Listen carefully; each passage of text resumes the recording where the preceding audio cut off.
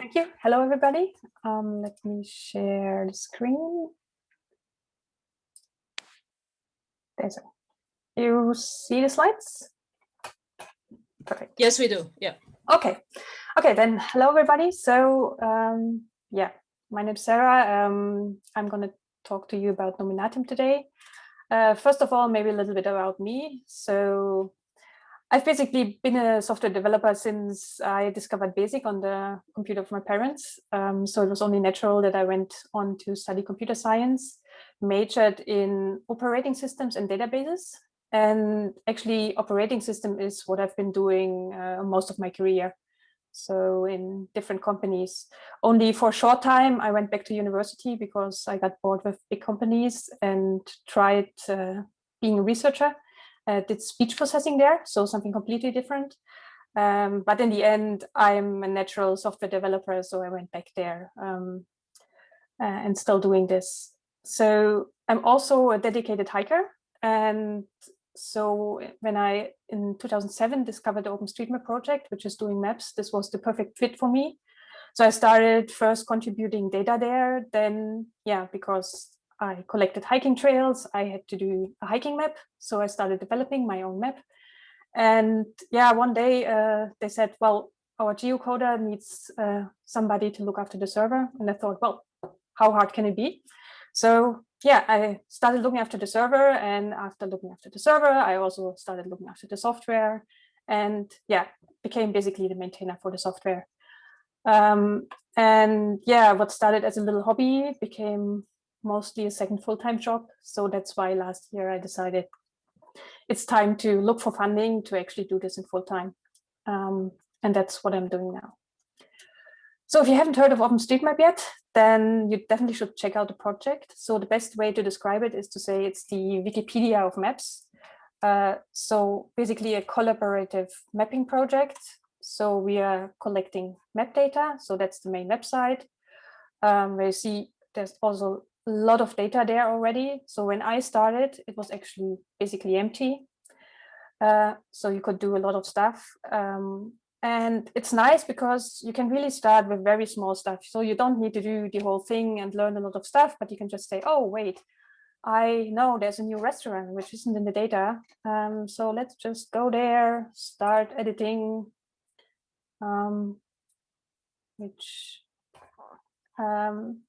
and yeah, I want to put a restaurant here.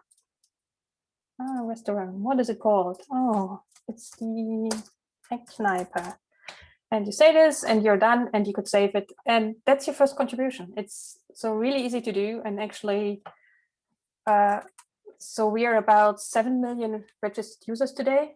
And most of them do exactly this. So some small stuff around their local area, put them in. And this is actually what makes the map special. Also different from Google Maps and everything, because it's really local knowledge.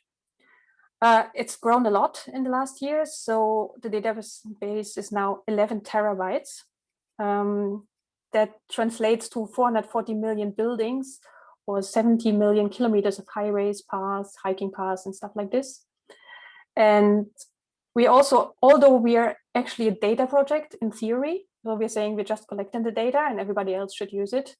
The map we have on the main site is also used by lots of other people. And just giving you an idea, so we're serving 42,000 tiles per second. So tiles are the little parts of the maps of the map, which then put together give you the online map.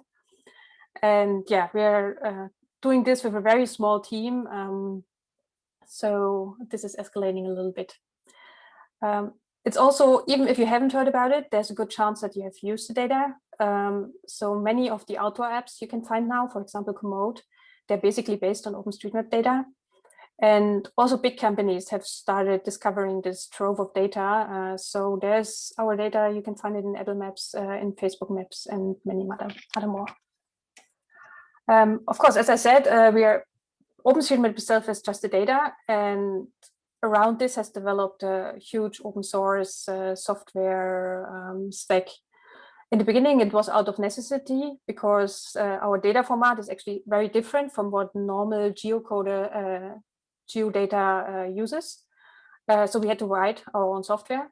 And so there's a lot of stuff that has developed. The website, of course, you have to have editors to get the data in. We need QA tools, data processing, and of course, the three most important usages for geodata, which is making maps, so rendering, routing, getting you from A to B. So there's OSM and Grasshopper, for example, and of course, search, finding your places where Nominatim actually is placed in. And this is what we want to talk about today, searching in geodata. So Nominatim, that's actually the little box there, little search box, which seems to be very little at the beginning. Maybe a little definition to start with. What is geocoding? There's two forms of them.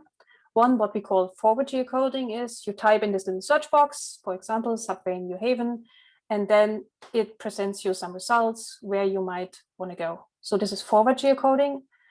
And then there's the reverse version, reverse geocoding, where you actually, you're at a place and you want to know which street I'm on, in which country I am, and so on. So this is often, for example, when you're driving along a street and it updates you, oh, you're now going onto Fairbairn Road or on Cambridge Road or something like this.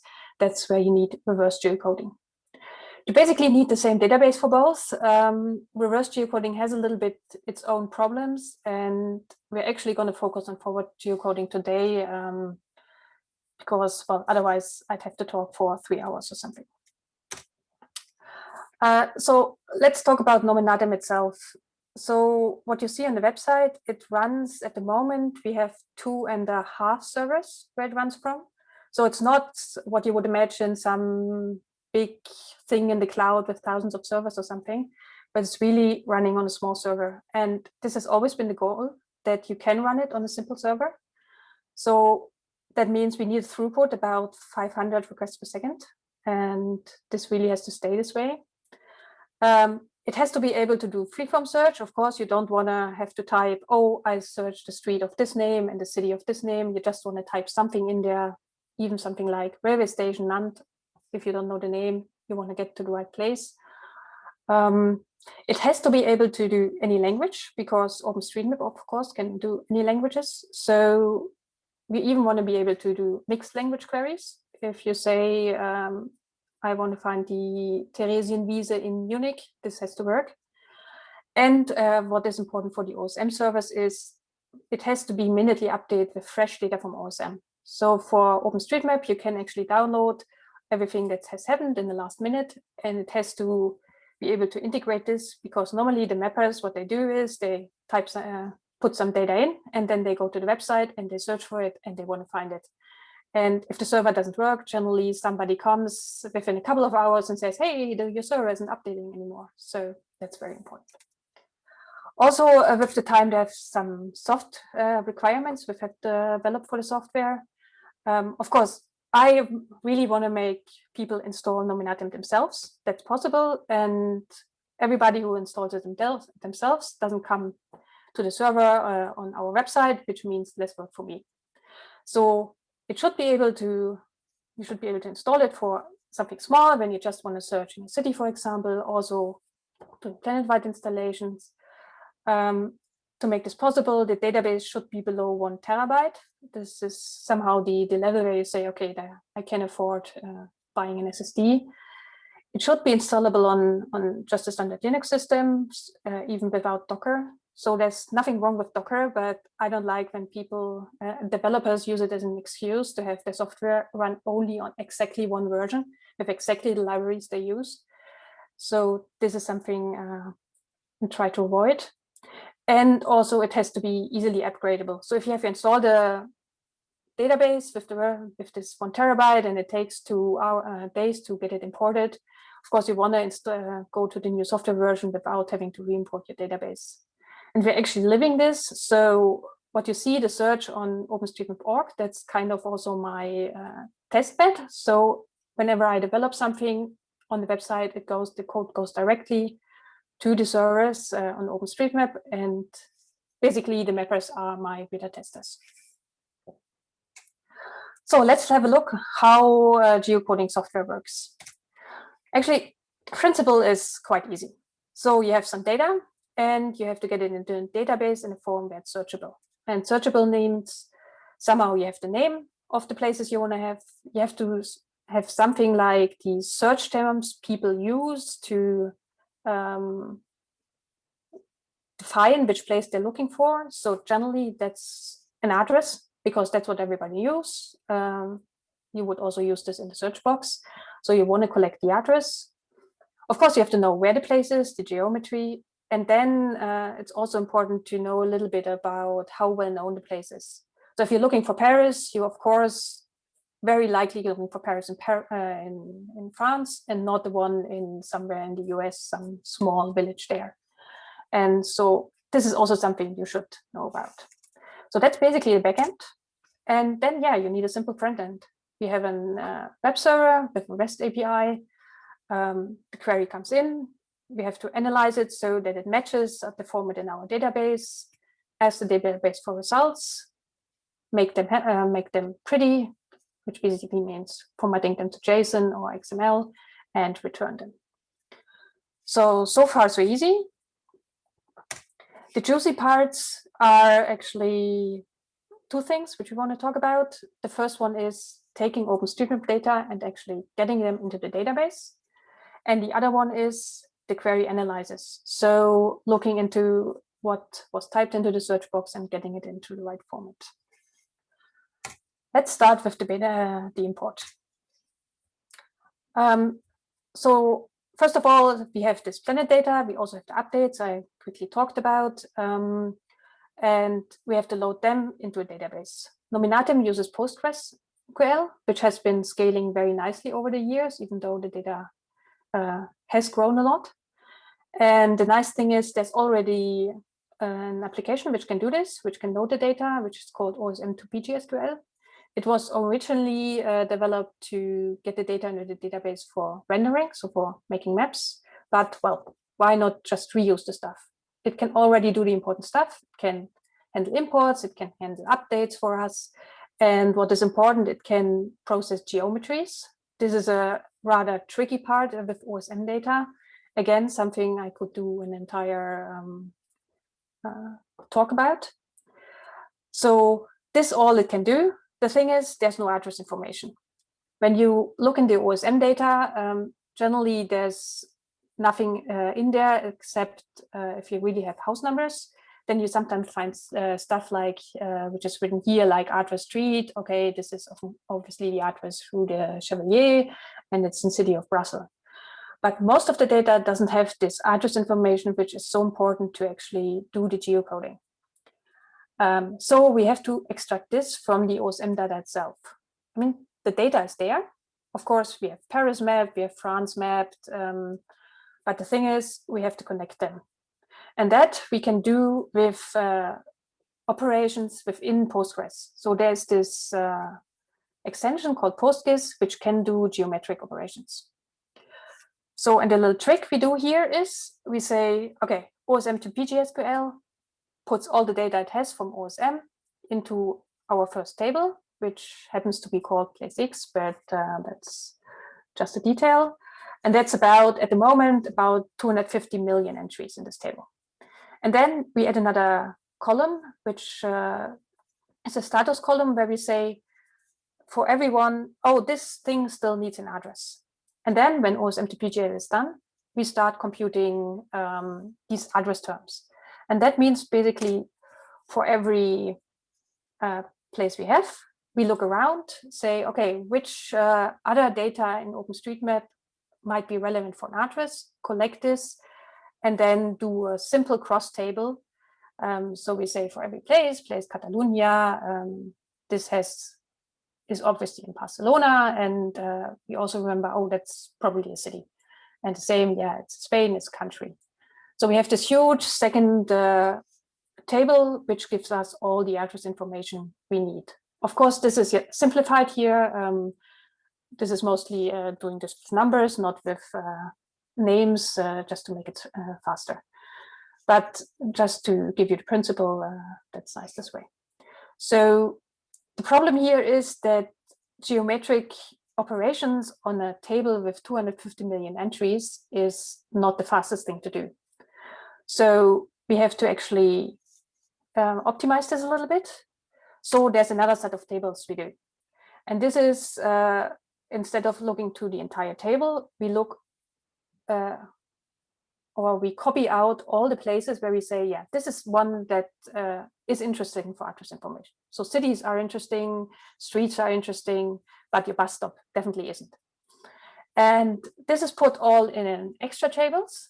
And to make it even faster, it's not one extra table, but it's one table for every country.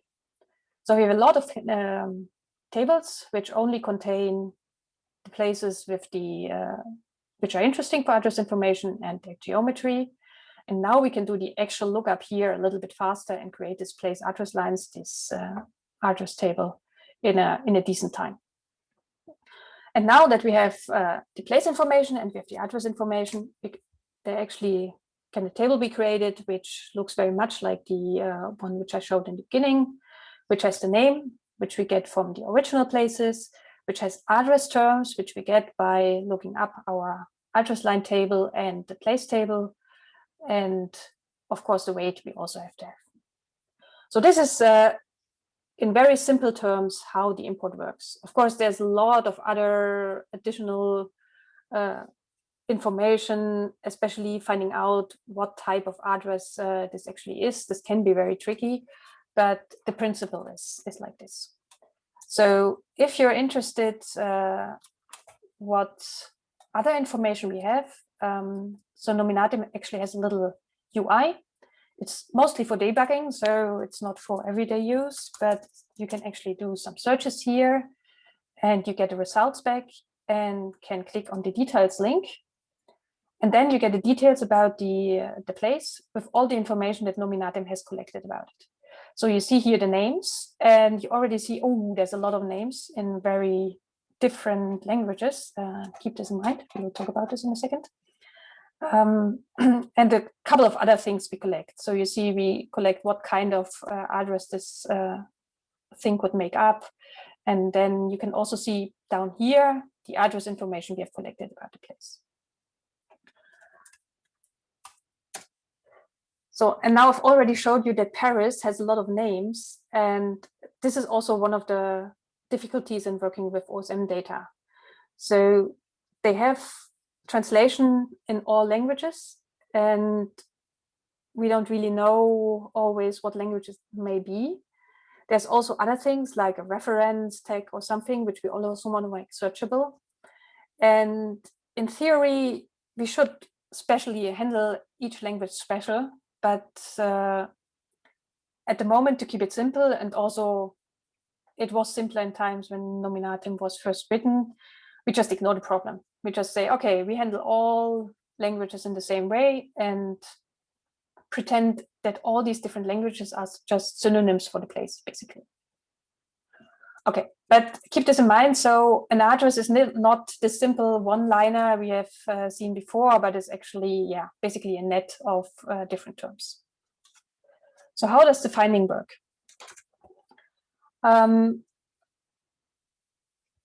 Some people suggest, oh, just use Elasticsearch, throw in the addresses you have and take the query term and find the best match.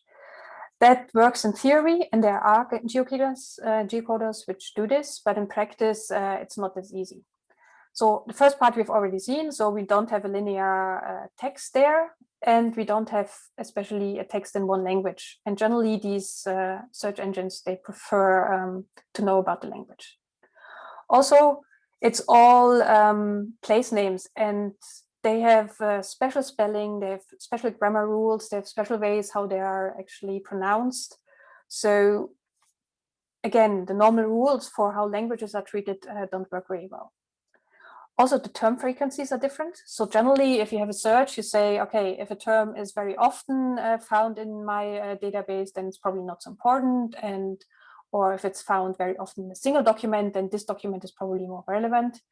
This doesn't work like this with geocoding. Countries, for example, show up really a lot because they show up in every single address you have. But that doesn't mean that they are really totally unimportant.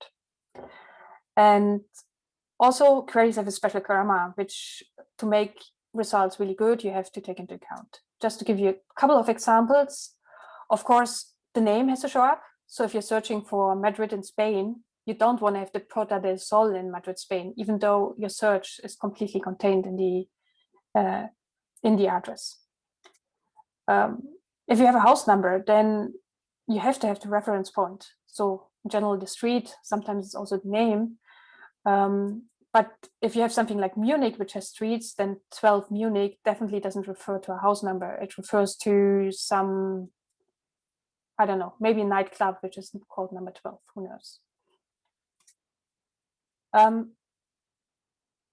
Names can generally match partially, but not always. So if you have Rue Charles de Gaulle, for example, it shouldn't really match Rue Charles. That's a different street. But Rue de Gaulle is, of course, fine. De Gaulle is also fine. Interesting, Rue Gaulle doesn't work either, but that's really getting into details of the language, and you have to know a lot about local customs. This is also something Nominatim doesn't do yet. And also the order can be reversed. Just as an example, if somebody searches for Hotel Bristol, it might be called Hotel Bristol or Bristol Hotel. People can tend to mix this up. And now that I'm saying partial matching has to work, reversely, we should prefer full names. Here the example, if you're searching for King's Head in Bristol, you probably more likely searching for the pub, which is called like this, and not for the lane, King's Head Lane, even though generally it's more likely that you search for a street. This is also something you have to take into account. And finally, what really helps is that usually people type their search terms in a certain order. So you start with, I don't know, the place you're searching, then go to the street, then to the city, then to the country, and so on. So there's also a lot of results you can actually exclude. So here's just an example. If you have the country code in your search, then it probably will show up in the end. So the Charles de Gaulle, the D does not stand for Germany. But to make things a little bit more complicated, this works forwards and backwards. So some countries actually start with the street and then go to the city. And in some countries, it's customary to start with the city and then go to the street. So I have an example here where you have a house number and a postcode. And for you, it might be obvious that there is Main Street has to be the street. But of course, for a computer, it isn't. This is exactly what they have to find out. So they have to try out both variants. So how does this work? This is basically the process that's going on when we do the query processing. Let's go through it step by step. So the first part is normalization.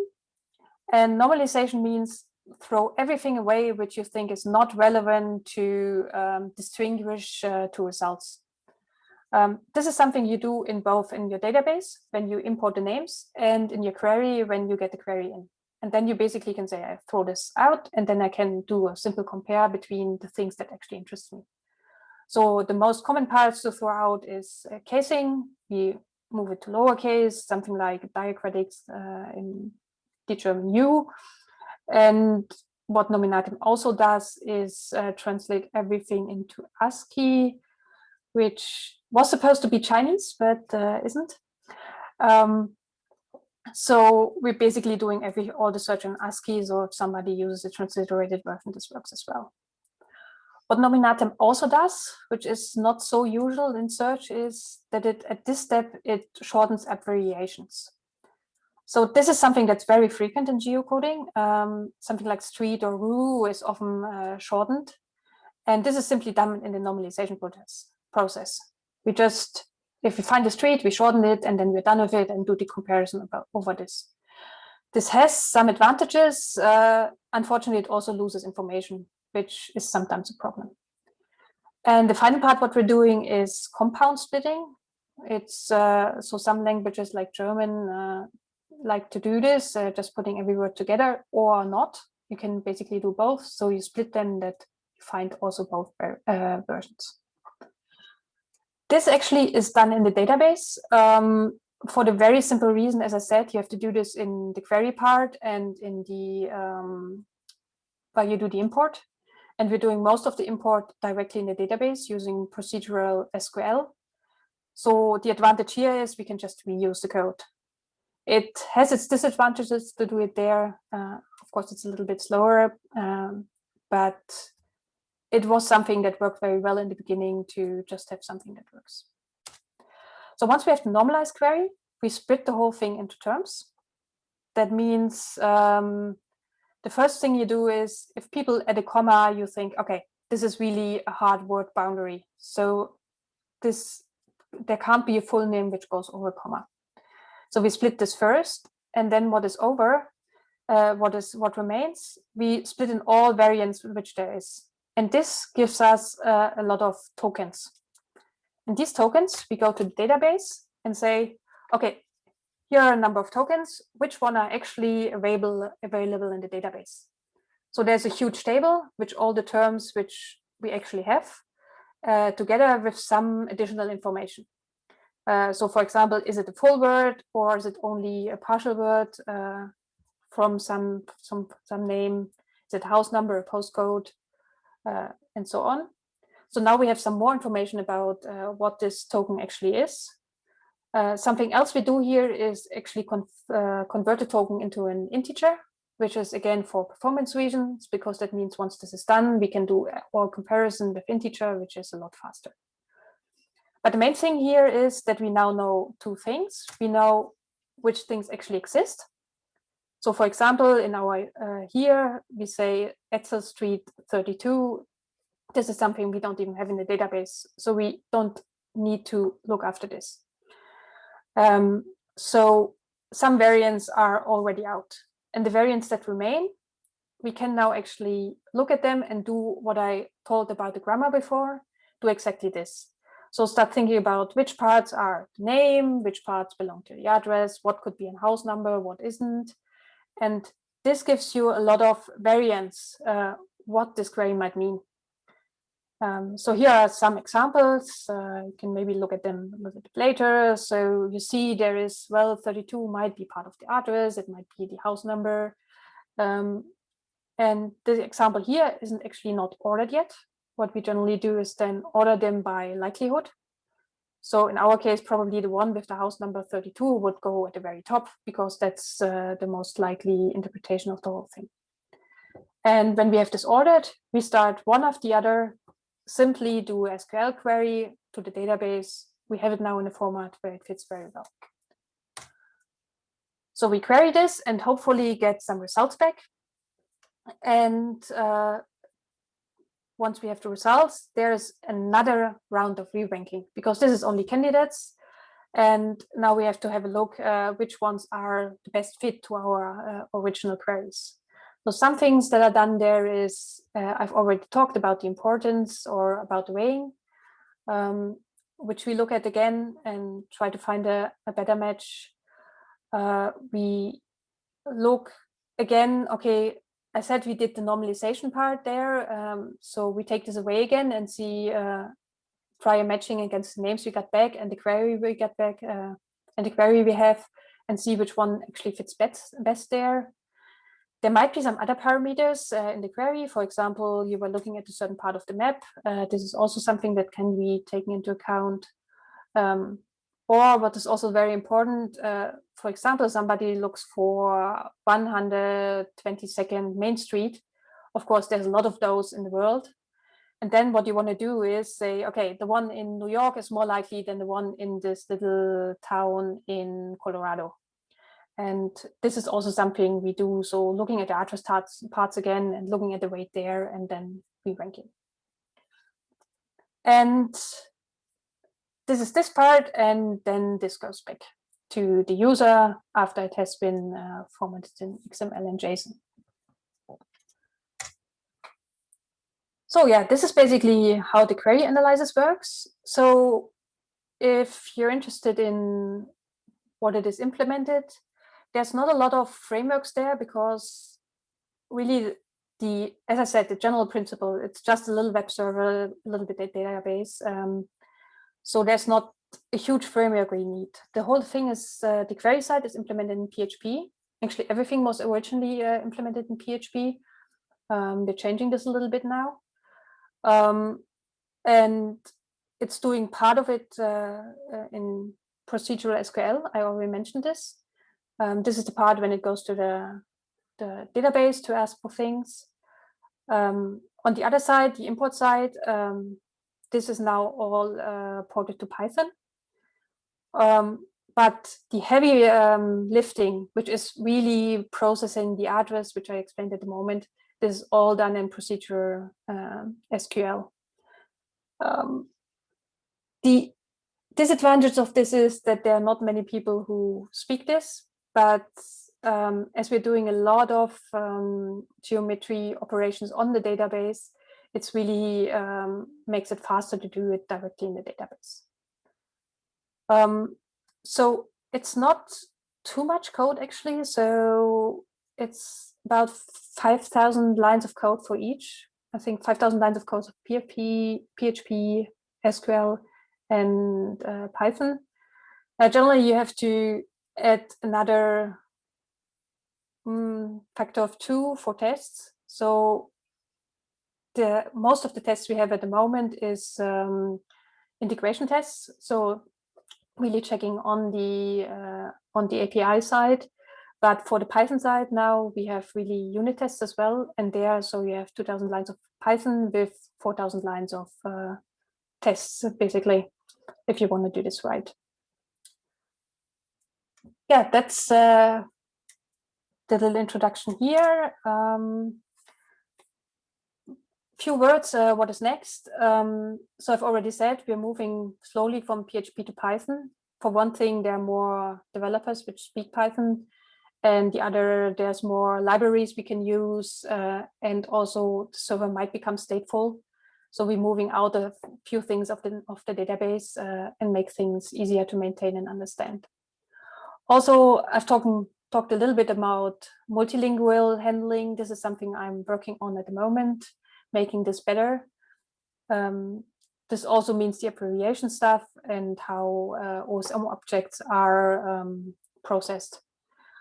So the goal is to have all this more configurable so that people can basically write their own little modules and plug them in and say, okay, I wanted that Nominatim handles this a little bit different and can search this special thing. We have a lot of people doing railway or infrastructure like this, so they could do their own search engine. The two things that Nominatim doesn't do, and which actually any decent geocoder could do, should do, I admit, is fuzzy searching, so that you can have typos in your query, and also search as you type, so you get suggestions. We have Photon for this, which I mentioned shortly as an Elasticsearch front end, which uses Nominatim data and then puts them in Elasticsearch, which can do this, but it has its own problems. So, of course, I also want to make a little bit of or advertise for that you might help out. So open source is always something which has far too little people. So yeah, as was said in the beginning, Nominatim was basically me part-time for many, many years. So why should you do this? Well, obviously because it's fun. And if this is not enough, one thing I'd like to say is that open source development is really a very social activity. So you're working, there's lots of people, you're working in a team, very different people. And this is actually a nice thing because it makes you better as a coder, definitely. You can just share your ideas and get other ideas back, and that makes the code better. Also, I heard many of you have just finished the academy here. This is working for open source. You have a rich environment of code because you can learn coding and learn algorithms. But if you want to become a good coder, you have to read other people's code, look into it, change it, understand why it works. And open source is the perfect place to do this. You have very different ideas how code should look like, and looking into this really helps. And of course, also you work on something that people really use. So you've seen we have 1,000 requests per second only on the servers, and there are thousands of installations of Nominatim out there. So this is something which really makes a difference. Couple more words of how to get started. So one of the important things, I think the most important thing if you want to start with open source, is find a project that really interests you. So don't go, oh, I have to do something with open source now, and so I have to start there. Find something you use, find something where you're annoyed that something doesn't work, and try to fix this. The reason for this is we're all volunteers, so we are not your boss. We are not, so as maintainers, if you come and say, oh, what should I do? You're just like, oh, find something to do. So this is, you really need intrinsic motivation for this. On the more practical side, really learn Git. Git is the important part, how to collaborate with others, learn GitHub, learn how pull requests work. The other thing is start with small stuff. Don't try to add this fancy new features, which adds 1,000 lines of code, because generally maintainers, well, they have to review the code, and this takes a lot of time. So the smaller the PR, the faster you get emerged. Yeah, and don't expect to be told what to do. I already told you this. And also, when you start working on an open source project, look how it's done. Try to adapt the style to the style of the project. It's also something that really helps to get your PRs, your pull requests merged really quickly. Then when, yeah, basically people have to start understanding what your style is, and then maybe fix it. Yeah, that's basically everything from me for now. So the website is nominatim.org. Actually, I have to fix this. I just want to give a quick shout out to my current sponsors, because yeah, finding money to do open source full time is not really easy. So these are the 4 who are currently supporting Nominatim, and thanks a lot for this. And that's for me, and I'm open for questions. Thank you, Sarah, for this wonderful insight into the Nominatum and also into open source. I have a few questions myself, but I would like to ask first if anyone has some comment or question for Sarah. You can unmute yourself and speak.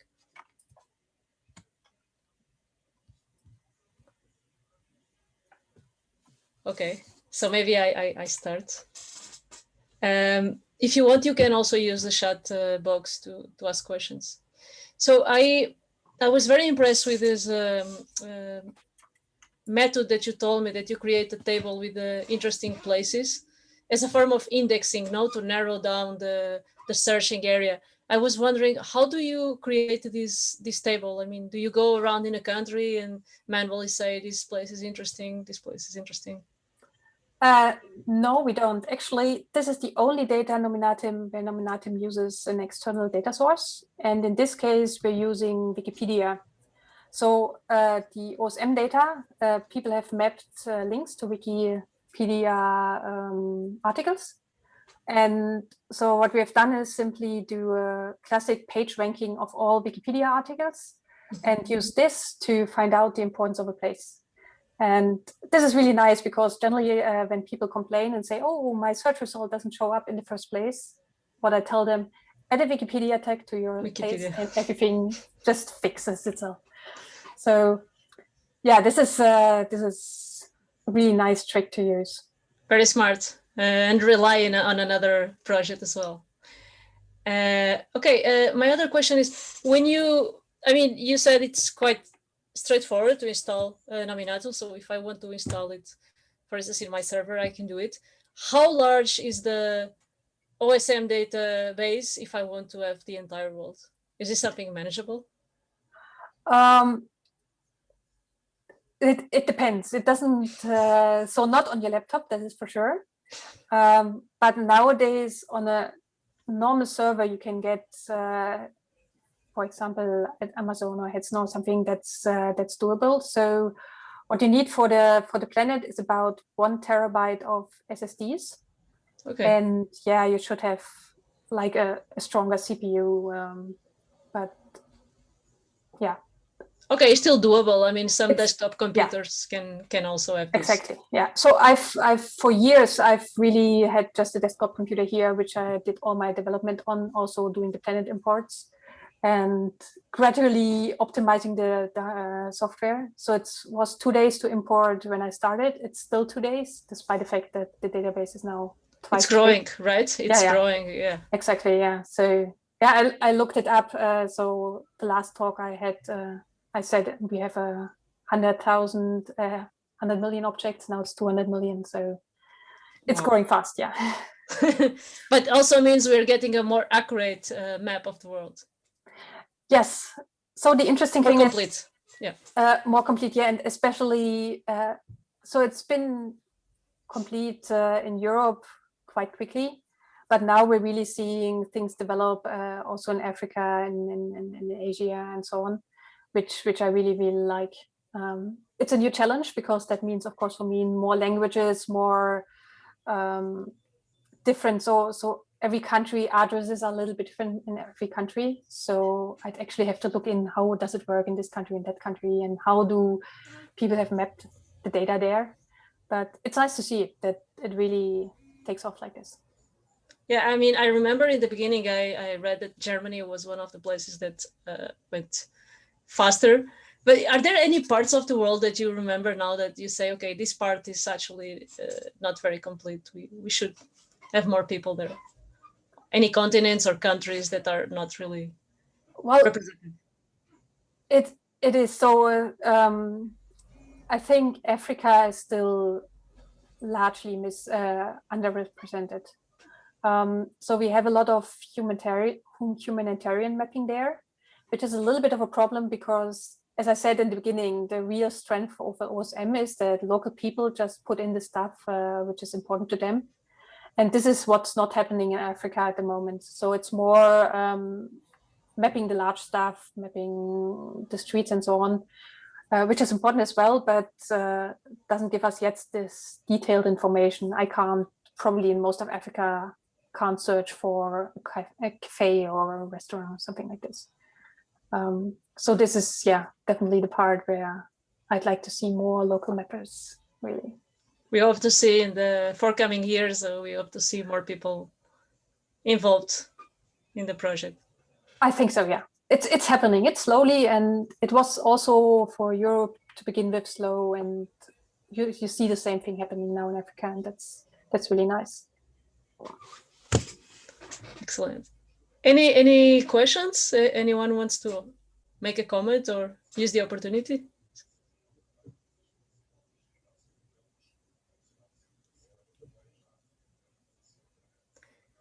Okay. Another thing. So I use the opportunity. In the beginning, you were mentioning that also reverse geocoding is very challenging. In my head, I always thought that forward geocoding is more complicated because we're dealing with text, and text is problematic. But could you just quickly tell us a little bit about the challenges of reverse geocoding? So it is a lot easier. The problem with reverse geocoding is that you actually have to know what people are looking for. So, I mean, if you have just a coordinate, it might be, for example, come from a car which is going along a street. And in this case, so yeah, just to give you the concrete example. So it goes along the street and it gets, of course, its coordinates from GPS. They're not quite exact. So they're a little bit to the right, a little bit to the left. But as long as you go along the street, you of course want to say I'm on the street. But the geocoder, if you're on an intersection and go a little bit to the right, it tells you you're on the other street. And so you have to know, oh, it's in a car and it's coming from this direction. So it's more likely that we want to have this other result and not the one which is on the coordinate we're having. And this is just one example. There's also, yes, I don't know, we had somebody who said, I want to find my car again. And for him, it was actually the other way around. It was more important to be as close as possible to the place, even if it was on the other street. And yeah, so basically, yeah, people want different things with the same query. And this is a little bit the challenge. So you need a bit of context in order to understand this, right? If it's a route exactly. Or if it's... Yeah, exactly. So people want the house numbers, but well, maybe not the closest, or yeah, they want them, but if the closest is on the other street, then you don't want it. So it's this kind of things. Yeah. Okay. I think we have a question in the chat. Is the GeoPy Python Nominatim function still maintained? I think it is. It's not maintained by me. So all these, so there's a lot of libraries which offer geocoding with Nominatim, but that's other people doing this. And so I can't say what's the status there, but as far as I know, it is. So this is like a layer on top of Nominatim. Well, it's, I mean, Nominatim is an API, a web API. So basically these libraries are doing calls to the web API. So it's client-side processing, and this is really separate from the Nominatim project. But so generally, generally these libraries which can talk to a lot of different geocoders, and Nominatim is just one of them, and GeoPy is one of them, which can also talk to Google, I think, and others. So, it was me that asked that question. Would you recommend calling the Nominatim API directly then, rather than going through a separate package like GeoPy, if we want to geocode from Python? No, I think it's okay to use these. I mean, otherwise you have to do the raw HTTP calls, and that's a little bit annoying. So unfortunately, I can't really recommend one specific one. I don't know which ones are the best out there and used. But GeoPy, I think, is used a lot. Yeah. Okay. Thanks.